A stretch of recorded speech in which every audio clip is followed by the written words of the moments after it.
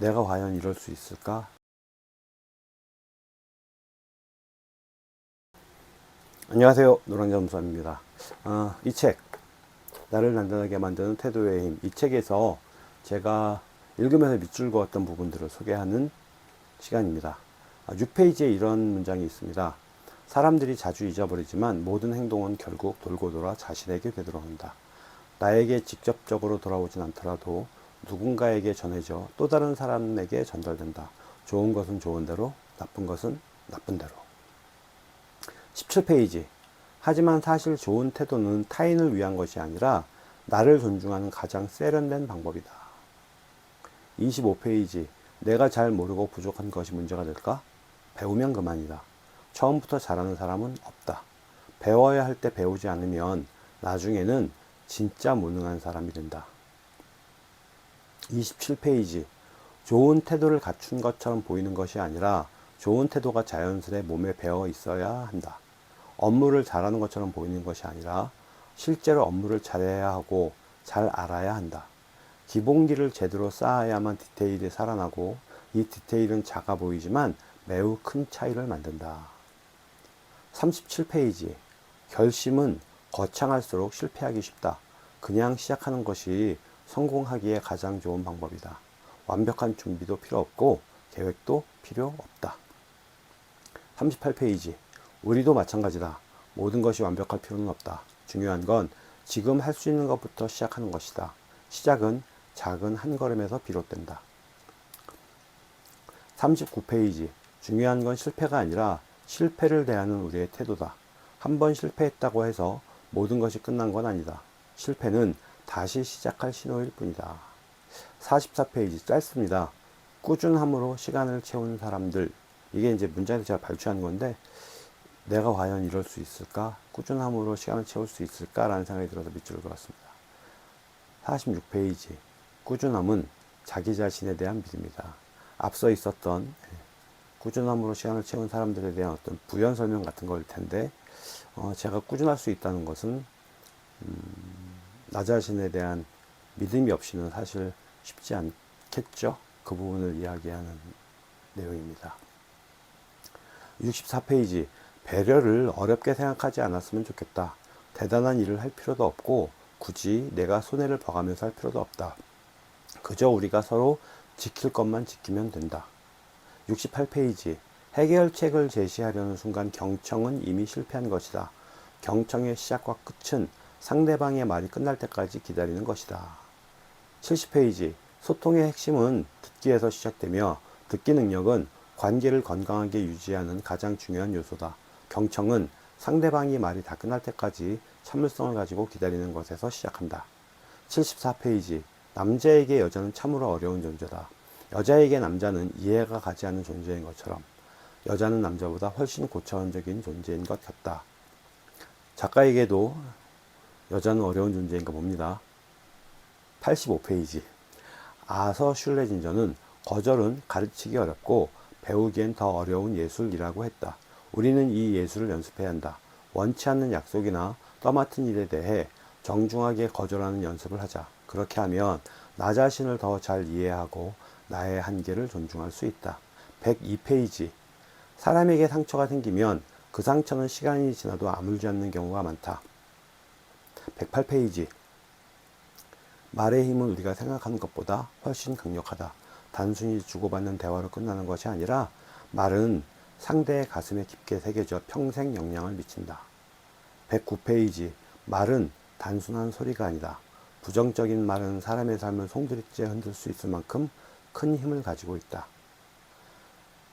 112페이지. 말이란 내가 타인에게 내뱉는 것인 동시에 나 자신에게 보내는 메시지이기도 하다. 나의 말을 통해 스스로를 지지하고 내 가능성을 더 넓게 바라보는 것이 중요하다. 114페이지. 어느 공간이든 입으로만 일하는 사람이 있다. 학교에도 있고 직장에도 있고 집에도 있다.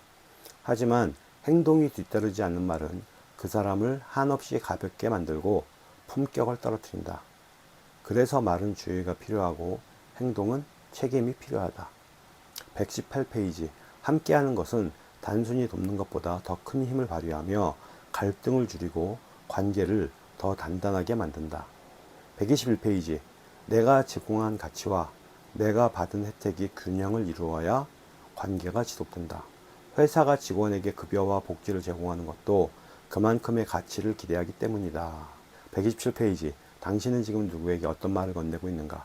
그 말에 상대방의 마음을 따뜻하게 하고 있는가? 아니면 상처를 주고 있는가? 140페이지.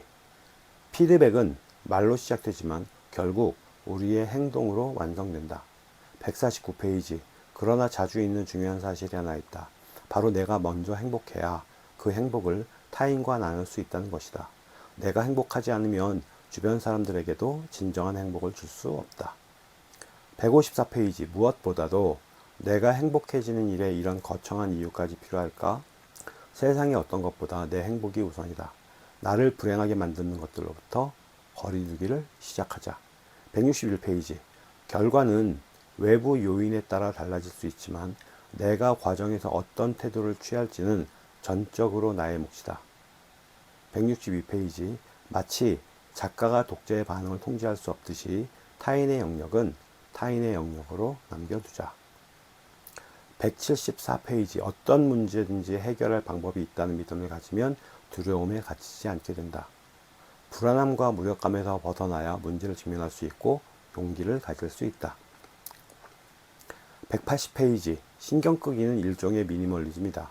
물질적인 미니멀리즘이 불필요한 소유물을 줄이고 본질에 집중하는 것이라면 신경 끄기는 감정과 시간, 에너지를 낭비하는 요소들을 내려놓고 가치 있는 것에 집중하는 삶의 방식이다. 184페이지. 결국 중요한 것은 시간의 힘을 믿고 기다릴 줄 아는 태도다. 193페이지. 나는 이 일을 왜 하는가? 내가 이 관계를 유지하는 이유는 무엇인가? 이 일이 나에게 주는 유익은 무엇인가? 삶을 주체적으로 살아가기 위해서는 이 세 가지 질문이 필요하다. 이 질문에 대한 답을 찾을 때 우리는 비로소 진정으로 자신의 삶을 살 수 있게 된다. 199페이지. 중요한 일을 미리 처리하고 꾸준히 시간을 투자하면 어떤 변화가 생길까? 중요한 일에 지속적으로 시간을 투자하면 그 효과는 점차적으로 누적된다.